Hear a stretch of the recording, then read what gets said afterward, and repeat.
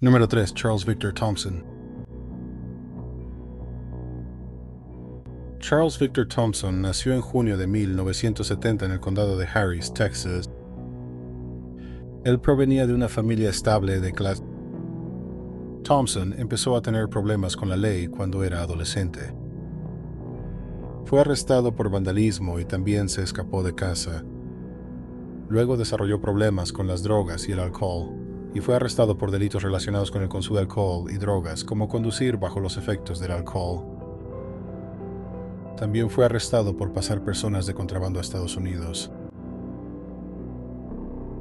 En junio de 1997, Charles Thompson, de 27 años, comenzó a salir con Glenda Hayslip, de 38 años, quien usaba su segundo nombre, Denise. Denise era una madre soltera que vivía en Tomball, un suburbio de Houston, Texas. Thompson con el tiempo se fue a vivir con Denise, su hijo, su compañera de cuarto. Hubo problemas desde el principio. Thompson rara vez trabajaba y no contribuía económicamente al hogar. También tenía graves problemas de ira. Cuando se enojaba, hacía agujeros en las paredes a puñetazos y pateaba el refrigerador. También les gritaba tanto a Denise como a su compañera de cuarto. También se cree que Thompson fue violento con Denise. A principios de 1998, Thompson y Denise terminaron y Thompson se mudó. En algún momento Denise se hizo amiga de un cantinero de 30 años llamado Darren Kane. Temprano en la mañana del 30 de abril de 1998, Denise llamó a Darren y le pidió que fuera a su casa. Ella dijo que Thompson la había estado amenazando. Alrededor de las 3 de la mañana, Thompson llegó al departamento y encontró a Darren allí con Denise. Discutieron y luego Thompson atacó a Darren. Pero Darren se impuso sobre Thompson y le dio un ojo morado. Darren y Denise salieron y Thompson salió del departamento gritando y maldiciendo. Darren, quien ya le había dado un ojo morado a Thompson, le dijo que se calmara. Sorpresa. Alguien había llamado a la policía y un oficial llegó. Encontró a Denise y Thompson afuera del edificio de departamentos. Hawthorne vio que Thompson tenía un ojo morado y se enteró de que él fue quien empezó la pelea. Y quiso presentar cargos y se le ordenó a Thompson que abandonara el área. Thompson se fue y fue a conseguir un arma. Aproximadamente 3 horas después, alrededor de las 6 de la mañana, Thompson, de 27 años, derribó de una papuerta del departamento de Denise. Le disparó a Darren Kane, de 30 años, 4 veces. Una en el hombro, una en la parte trasera del cuello y 2 en el pecho, matándolo al instante. The new senior 212 area inside. Presionó el cañón de la pistola contra su mejilla derecha y apretó el gatillo. Después de disparar a Denise y a Darren, Thompson huyó del lugar. Arrojó la pistola a un arroyo. Denise no murió, pero resultó gravemente herida. También estaba consciente.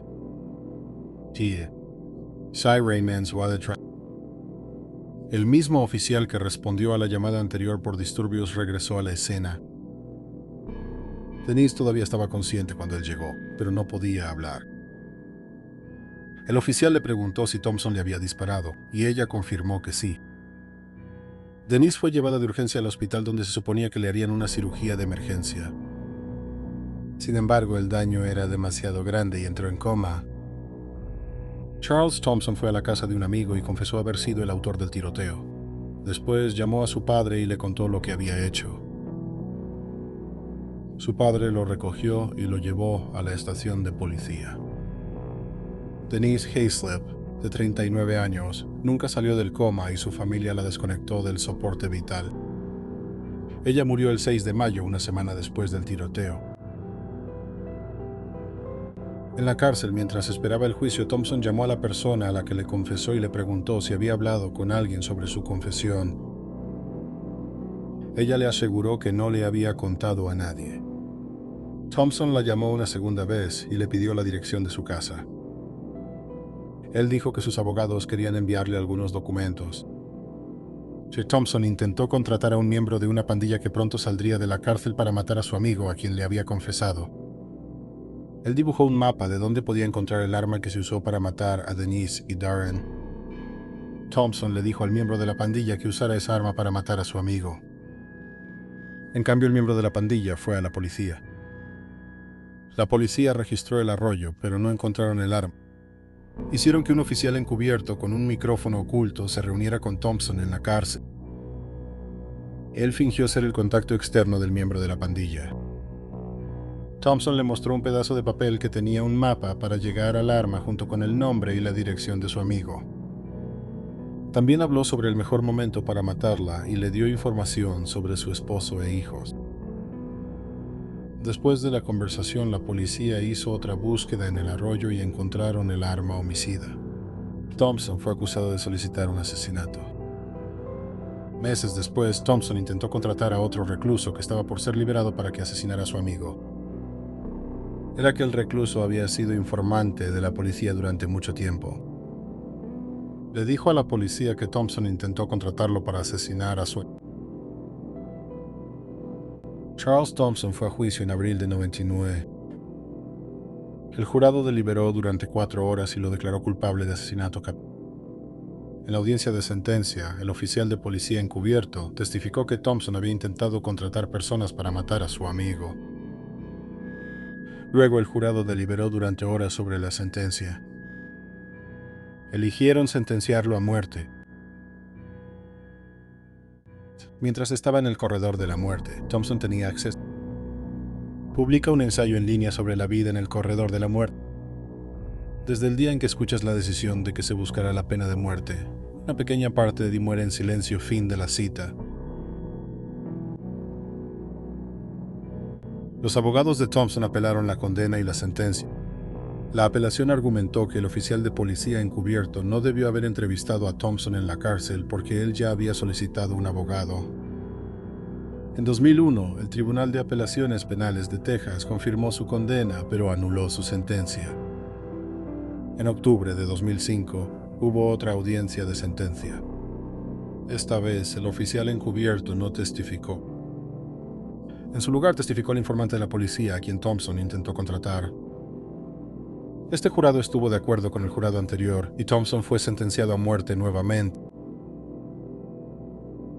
Sábado de sentencia, Thompson estuvo detenido en la cárcel del condado de Harry.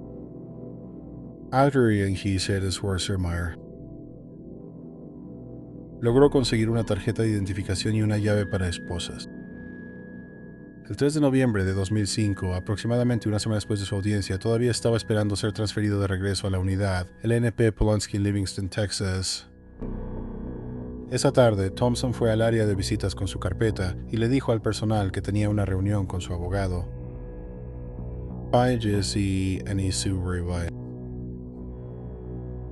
Se cambió su ropa para ir al tribunal, que era una camisa azul oscuro, pantalones caqui y tenis. Luego salió de la sala. Mostró su placa a varios miembros del personal y dijo que era de la oficina del fiscal general. Entonces lo dejaron salir de la prisión. Thompson intentó robarle el auto a una mujer. Así que Charles Thompson, de 35 años, se subió a un tren y salió de la ciudad. Horas después, las autoridades de la prisión se dieron cuenta de que se realizaron búsquedas, pero para entonces Thompson ya estaba muy lejos. Finalmente logró llegar a Shreveport, Louisiana.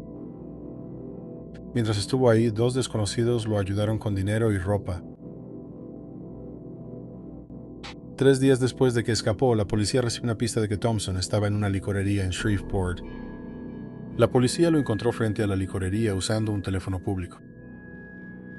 Se le acercaron y le preguntaron su nombre. Estaba muy intoxicado y dijo, cito, «Tú sabes quién soy». Fin de la cita. Había estado llamando a amigos que vivían en el extranjero, pidiéndoles que le enviaran dinero por transferencia bancaria. Había planeado usar el dinero para escapar a Canadá. Fue arrestado y finalmente enviado de regreso a Texas. Para castigarlo por la fuga, su tiempo de recreación se redujo de 1 hora al día a 1 hora a la semana, y sus visitas fueron limitadas. 9 personas en la cárcel fueron castigadas por la fuga. Uno se retiró anticipadamente, uno fue despedido, lo que incluyó desde una suspensión de 10 días sin sueldo hasta una amonestación por escrito. Thompson continuó apelando su condena y sentencia, pero no tuvo éxito. En 2025 se firmó la orden de ejecución de Charles Thompson. Estaba programado para morir el 28 de enero de 2026. Thompson no solicitó una última comida especial. Después de pasar 27 años en el corredor de la muerte, Charles Thompson fue llevado a la cámara de ejecución en la penitenciaría estatal de Texas, en Huntsville. Le pidieron una última declaración, y él dijo: y espero que la familia de la fundida, su familia extendida, en su corazón, que puedan comenzar a sanar y superar esto. No hay ganadores en esta situación. Esto crea más víctimas y traumatiza a más personas 28 años después. Lamento lo que hice, lamento lo que pasó y quiero decirles: a todos los quiero y mantengan a Jesús en su vida. Pongan a Jesús primero. Fin de la cita. A las 10:15 de la noche hora central, Charles Thompson, de 55 años, fue declarado muerto. Él fue la primera persona en ser ejecutada en Estados Unidos en 2026. Él es el único recondenado a muerte que ha escapado de la custodia en este siglo. Número 2. James Ernest Hitchcock. James Ernest Hitchcock, quien era conocido como Ernie, nació en abril de 1956 en Arkansas. Su familia era pobre.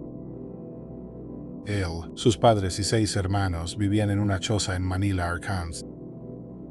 Sus padres recogían algodón y Ernie tenía la tarea de cuidar a sus hermanos, aunque él mismo era un niño. Cuando tenía 6 años, su padre murió de cáncer.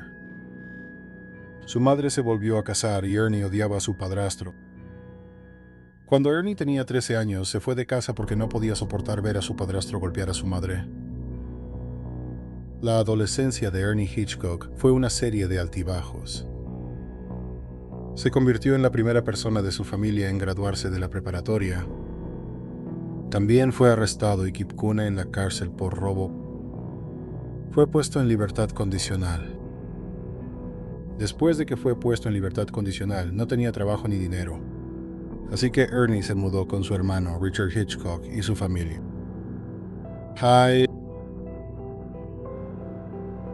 Richard estaba casado con Judy Hitchcock, quien tenía 5 hijos.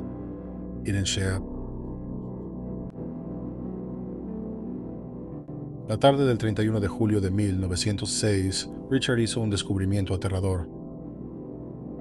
A unos 30 metros de la casa encontró el cuerpo sin vida de su hijastra de 13 años, Cynthia Driggers. Ella solo llevaba puesta una camiseta blanca. Se llamó a la policía y se realizó una autopsia. Se determinó que Cynthia había sido agredida sexualmente, golpeada y estrangulada. 5 días después del asesinato, Ernie, de 20 años, confesó que había estado bebiendo y fumando con amigos y que regresó a casa alrededor de las 2:30 de la mañana. Fue al dormitorio de Cynthia y la agredió sexualmente. Después ella dijo que él le había hecho daño y que se lo iba a decir a su mamá.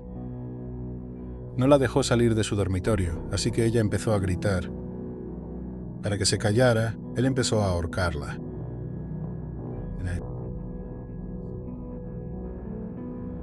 La sacó cargando por la puerta. Todavía no podía lograr que se calmara. Así que la estranguló y la golpeó. Cuando se dio cuenta de que la había matado, luego se bañó y se fue a la cama. Fair shirt. Arthur's and Factory Sonner. Ernie Hitchcock fue a juicio en enero de 1970. Cuando Ernie fue a juicio tenía una nueva versión y se retractó de su confesión. Dijo que había ido al dormitorio de Cynthia y se metió en su cama. Ella no se resistió ni lo detuvo. Afirmó que tuvieron relaciones sexuales. Después de que terminaron, su hermano Richard los descubrió.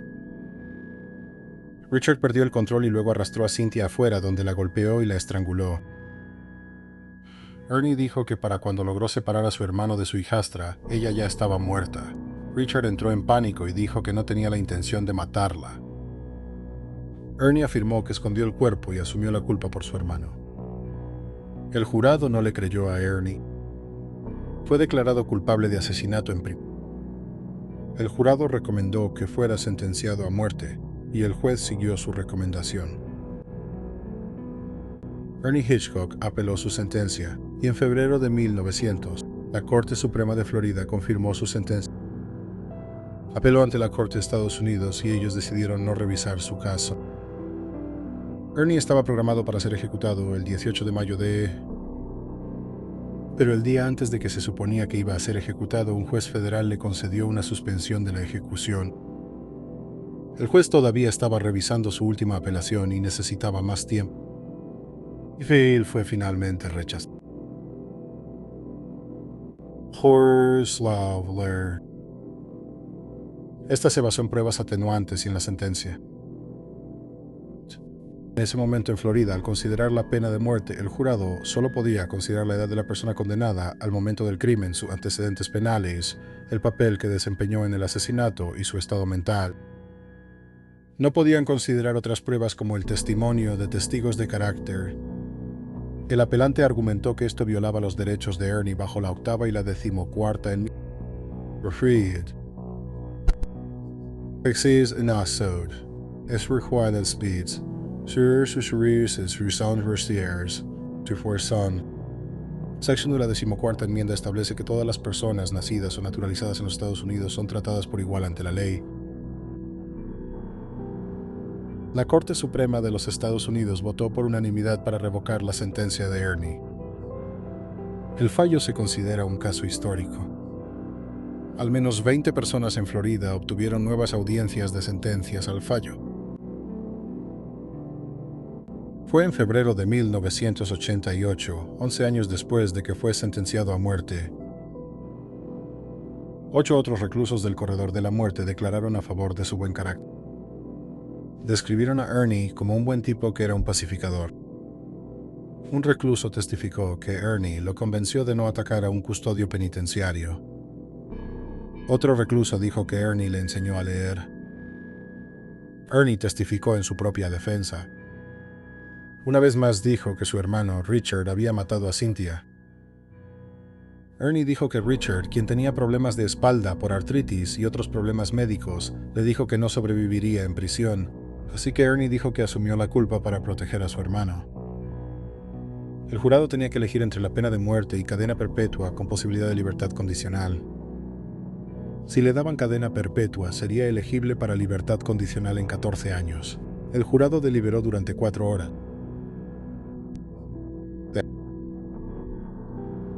El 24 de febrero de 1988, Ernie fue sentenciado formalmente a muerte por segunda vez por un juez. Ernie Hitchcock continuó apelando su sentencia. En 1900, muerte de Ernie, junto con las sentencias de muerte de otras 5 personas, fue anulada. Se determinó que las instrucciones dadas a los jurados eran inapropiadas. Se les pidió a los jurados que consideraran si los asesinatos fueron, cito, especialmente malvados, perversos, atroces o crueles, cierro cita. Concluyó que las palabras no eran lo suficientemente claras. En agosto de 1963, tuvo su tercera audiencia de sentencia. En la audiencia, la hermana de Cynthia, Lynn Cobb, y su primo, Chip Meadows, testificaron. Otra persona que no fue identificada públicamente también testificó. Todos eran niños en el momento del asesinato. Todos afirmaron que antes del asesinato Ernie había abusado sexualmente de ellos. Lynn afirmó que la noche del asesinato, Cynthia le suplicó que no le dijera a su madre sobre los abusos porque Ernie las había amenazado con matarlas. Si el jurado votaba por recomendar cadena perpetua, sería elegible para libertad condicional después de 9 años más en prisión. Sin embargo, votaron unánimemente por la pena de muerte y el juez siguió su recomendación. Después de ser sentenciado a muerte por tercera vez, los abogados de Ernie presentaron una apelación nuevamente. Argumentan que las acusaciones de abuso sexual no fueron verificadas y que Ernie nunca fue acusado de esos delitos, mucho menos condenado.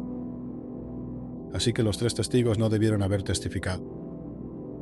La Corte Suprema de Florida estuvo de acuerdo en que no debieron haber testificado.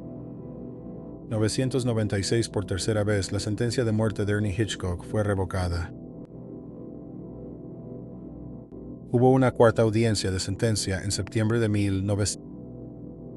Lo que no se le dijo al jurado fue que si Ernie recibía cadena perpetua, sería elegible para libertad condicional en solo 4 años. El jurado votó 10-2 para recomendar la pena de muerte.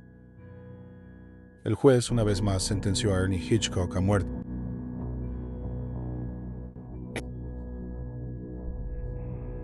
A principios de los años 2000, él solicitó que se analizara el ADN del caso. La Corte Suprema de Florida rechazó la solicitud porque no creyeron que afectaría su sentencia. En marzo de 2026 se firmó la orden de ejecución de Ernie y su ejecución fue programada para el 30 de abril de 2026. La última comida de Ernie fue ensalada, pollo, helado, pastel y refresco. El 30 de abril de 2026 fue llevado a la cámara de ejecución de la prisión estatal de Florida en el condado de Bradford. Declaración fue, cito: "Solo dile adiós a Joshua, mi amigo. Gracias por todo de la cita".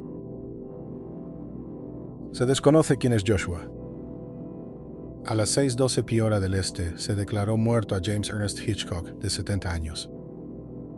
Peace and Ryder siempre sostuvo que era inocente y que su hermano Richard era el verdadero asesino. Her 2 years with Heidi's on tremor. He dath them poor for thwarter, her 2 year the married USA upper. Número 1. Raymond Eugene Johnson. El 11 de septiembre de 1995, varias personas en la ciudad de Oklahoma, llamaron a la policía porque escucharon disparos. La policía llegó al área y encontró un auto en una zanja. En el auto estaba el cuerpo sin vida de Clarence Ray Oliver, de 25 años. Le habían disparado varias veces a través de la puerta del pasajero del auto. Había logrado alejarse en el auto, pero no llegó muy lejos antes de estrellarse en la zanja. La policía investigó el asesinato y descubrieron que poco antes de que Oliver fuera asesinado, él estaba con Raymond Eugene Johnson, de 21 años. Años Johnson y 2 semanas después asesino. Johnson confesó haber matado a Oliver. Dijo que habían discutido y que le disparó a Oliver. No se dio a conocer el motivo de la discusión. En 1996, Johnson se declaró culpable de homicidio en primer grado y fue sentenciado a 20 años de prisión. Y año no esa sentencia y fue puesto en libertad no. Al salir en libertad, se estableció en Tulsa, Oklahoma. Algún tiempo después de salir en libertad, conoció a Brooke Whitaker mientras ella trabajaba en un club de striptease en Tulsa. Comenzaron una relación romántica. Tuvieron una hija juntos, Kia, que nació en noviembre de 2006. La relación estuvo marcada por la violencia. A Johnson no le gustaba que Brooke siguiera bailando en el club después de que empezaron a salir. En abril de 2007, Brooke terminó la relación y solicitó una orden de restricción contra Johnson. Ella alegó que él la había amenazado de muerte más de 10 veces. Johnson también había llamado a su madre y dijo que iba a matar a Brooke. Sin embargo, el 21 de mayo la orden de restricción fue desestimada después de que ni Brooke ni Johnson se presentaran a la audiencia en la corte. Brooke, de 20 años, tenía 3 hijos más además de Kia. La noche del 22 de junio, Brooke tuvo que trabajar. 3 de sus hijos estaban en la casa de su padre y su hija menor, Kia, de 7 meses, estaba en la casa de su madre mientras Brooke trabajaba. Brooke recogió a Kia y se fue a casa. Raymond Johnson, de 3 años, la estaba esperando cuando llegó a casa. No está claro qué sucedió exactamente, pero Johnson dijo después que fue a la casa de Brooke para recoger su ropa. Empezaron a discutir y él afirmó que ella se le fue con un cuchillo. Johnson dijo que la golpeó con un martillo de uña 5 o 6 veces. Sin embargo, una autopsia reveló después que él la había golpeado alrededor de 20 y le había fracturado el cráneo. Brooke le suplicó que se detuviera y llamara a Wild, pero él se negó. Johnson luego fue a un cobertizo en el patio. Él tomó un bote de gasolina y roció gasolina por la sala y el dormitorio donde estaba Brooke. Le prendió fuego a una toalla y luego la dejó caer en un charco de gasolina.